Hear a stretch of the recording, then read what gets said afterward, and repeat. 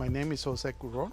I'm the thematic expert of protected areas of the regional office of the International Union for Conservation of Nature. I'm Hyacinth Armstrong Vaughan.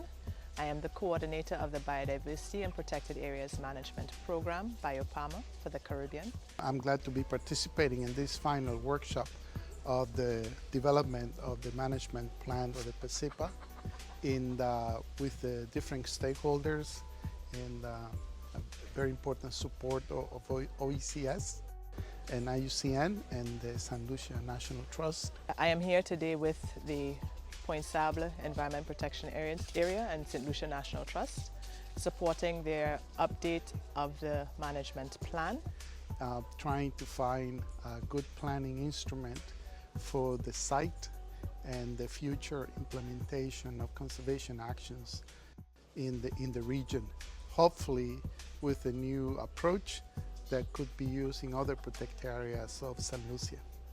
We are hoping that this management plan will support the work that's required by the St. Lucia National Trust for the next 5 years.